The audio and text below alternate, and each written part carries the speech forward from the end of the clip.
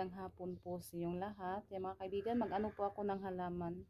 Diyan ay magtanim po ako ng halaman kasi kailangan nila ni Raymond dalhin niya doon sa paaralan. Kasi ano nila, anuhin daw sila sa sa guro nila ng halaman.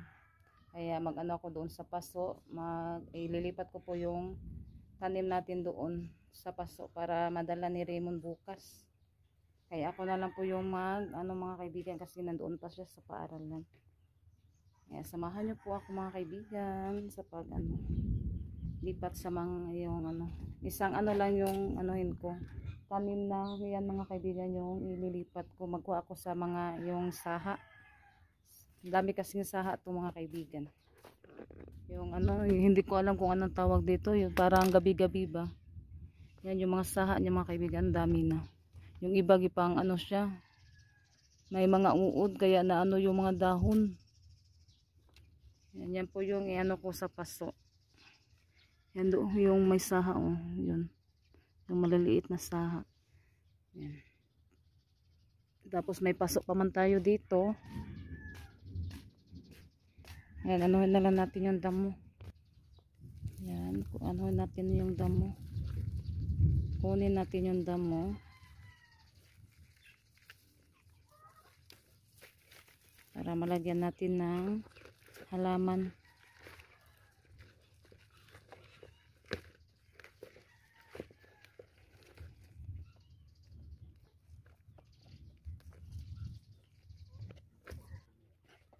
Durug-durugin natin mga kaibigan.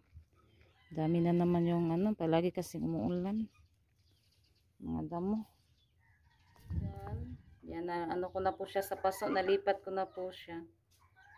Yan, puro kulay white siya mga kaibigan. Maganda siya.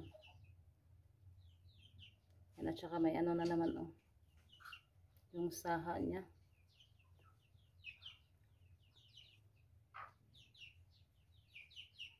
Yan po yung dalhin ni Raymond doon sa paaralan. Yan, may project kasi sila. Yung magtanim daw sila ng mga prutas. Tapos magdala sila ng halaman. Yan po yung dadalhin niya. Pero hindi pa po siya nakatanim ng prutas.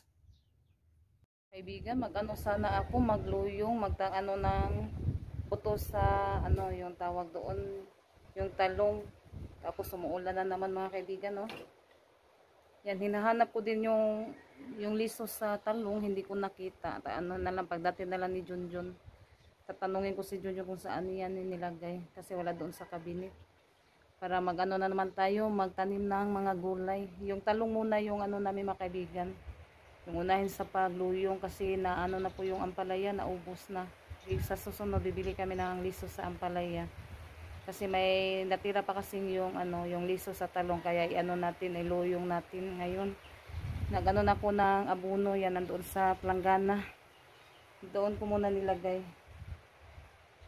Sama yun. Hindi makita. Yung mga kaibigan doon sa planggana. Ito yung sinasabi ko mga kaibigan. Yan. Hindi masyado makita doon. Yan, nilagay ko muna dyan sa ibabaw kasi na naman yan sa mga manok. Mag-ipos muna ako sa tuwalya mga kaibigan. Kakarating lang ni Rosalita galing sa paaralan yan. Nakabili siya ng hotcake, binigyan niya ako. Nagdala pa siya ng hotcake mga kaibigan para ibigay niya sa akin. Yan. Thank you Rosalita sa hotcake. Yung baon niya binili ng hotcake tapos binigay na naman niya sa akin. Asa ka ng peta ni Ros? Yan si Rosalita. Nakain tayo ng hotcake. Kain tayo. Yan, dami ko pa mga kaibigan. Tutupiin mamaya. Natuyo na yung nilabhan ko. Mabuti na lang na ko siya, naligpit ko siya ng maaga. Baka na naman siya sa ulan, mabasa. Yan, kain tayo ng hotcake. Ang kanira ko sa kuros, Sabi ko sa kanya, bakit nagbili pa siya ng hotcake na naman, may mga, naman sila doon. Yung tawag doon, pancake. Magluto ako ng pancake bukas baon ni mo ha. Yan, kain tayo. Ito kay banguhin mo ingani ma? Umaon sa dyan naman sa lukuan buhaton. food ko. Ito ano lang kasi ito, harina. Pero ano naman siya mga kaibigan, masarap. Kasi ito naman yung palagi kong ginagawa, yung nandoon pa kami sa Tapo nakatira. Yung hot cake.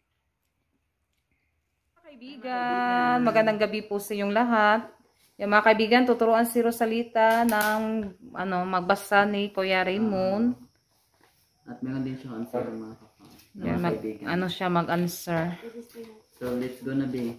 Basahin mo. At the Rizal Park. It is Sunday. There are many Sorry. people at the Rizal Park. The flowers are in bloom. The fish in the Ponds. ponds are of many colors. As. As said her mother said, let us watch the beautiful fountains. I do not want to sit, mother. I want to play on the green grass. Big said, let us play with my ball. And Ernesto said, So, dati ansiran. Number 1. What day is it? A. Sunday. B. Monday. C. Tuesday. Sunday. Ansiran din nga. Number 1. So, number 2. What are in the ponds? A. Fish. B. Grass. C. Flowers. Kung sa may naa sa kuan? Flowers. No? Basta ha. Fish. Flowers naman. A. The fish. B. The flowers. C. The fountains. Mas may naa sa blooms. Ito yung pagbasa nimo. Timan ni nagikang kuya. Oh. And sige, di ka. Basta ha. Kusga. To be you play piano well, Marina, Miss Leon said, Myrna. is 8 years. What?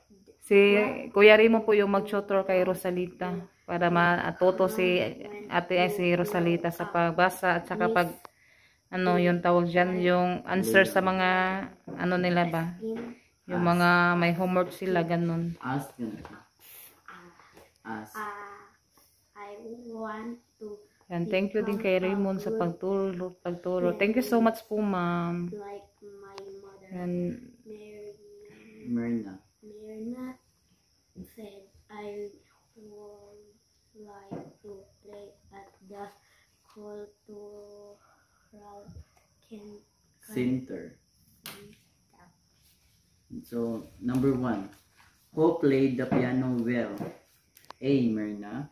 B. Miss De Leon. C. Myrna's sister. Mirna. Very good. Number 2. How old was Myrna? A. 10. B. 8. C. 7. 8. Very good.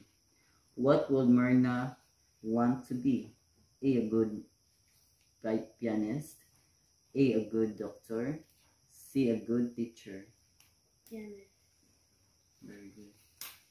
What was Myrna's mother? A. Nurse. B. A pianist. C. A teacher. Pianist. Kinsa man ni mama? Pianist.